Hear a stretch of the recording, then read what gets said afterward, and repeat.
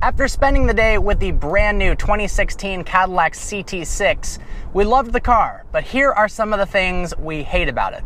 First off, it's 204 inches long, which is just shy of the length of the Mercedes S-Class and the BMW 7 Series. Both cars have incredible legroom in the rear. Unfortunately, Cadillac decided to give too generous of a trunk. It's incredibly deep, and sure, that's very useful for hauling large amounts of stuff, but I think they would have been much better off giving the rear passengers more legroom. Yes, it feels nice, but it feels a lot more like a 5 Series or E-Class than an S-Class or a 7 Series. Now, you might be saying it's priced like the 5 or the E. However, because Cadillac has gotten rid of the CT8 program, this is their flagship sedan, and they could have gotten more legroom, they just chose not to. It also feels kind of claustrophobic in here. A lot of car companies are trying to push the dash and the panels away from the driver to make it feel more spacious and open. Instead, Cadillac's done the opposite. Everything feels bulbous and you feel enclosed, and it feels more claustrophobic than it should. Second, this is a luxury car, not a sports car. And because it does not have a beautiful sounding V8 or V12 like the AMG S-Classes, you shouldn't hear the engine noise at all. Instead, when you step on it, you've got this minivan sounding 6-cylinder intruding into the cabin. They should have muffled that a lot more. This car is very isolated. There's no reason they couldn't have made the engine quieter for passengers inside. Next, while I love the usage of a camera in place of a rear view mirror, you can't focus and do quick glances to the rear view mirror like you could if it was glass.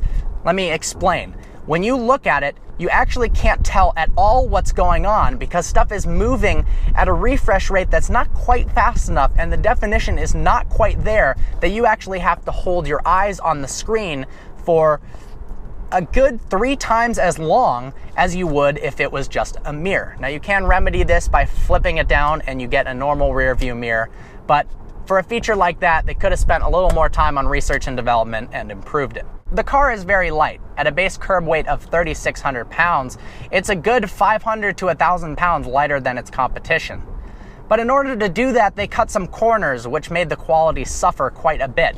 The door handles, for instance, when you pull on them, they do not feel nice at all, especially not for an $89,000 vehicle, and you can actually pull on it and wiggle the handles. They're very cheap plastic. Even the button to lock and unlock the car feels terrible. When you start pressing on things in the interior, even though it looks pretty, you quickly realize that it isn't put together as well as it could be. Lastly, the graphics on the multimedia system and instrument cluster are much uglier than its German rivals. Mercedes and BMW have got it down. Nice shades of black, white, and gray. Beautiful graphics of the car rolling by, the doors opening as you're adjusting things. Q is nowhere near like that. It's got a weird mix of blue and red shades that don't look very good. It reminds me a lot more of something that would appear in a new Ford Focus, not a top-of-the-line Cadillac. Well, there you have it. We do love this car, but no car is perfect. I hope you enjoyed this video. Like always, please browse our channel and subscribe. Look forward to seeing you next video.